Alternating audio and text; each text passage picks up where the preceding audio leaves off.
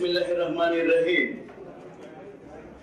আমি বাংলাদেশ চলচ্চিত্র শিল্পী সমিতির কার্যনির্বাহী পরিষদ সদস্য নির্বাচিত হইয়া সশ্রদ্ধ চিত্তে শপথ করিতেছি যে আমি যে কর্তব্যভার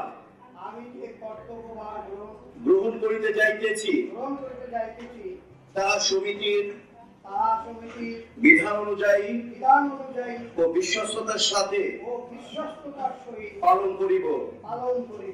আমি বাংলাদেশ চলচ্চিত্র শিল্পী সমিতির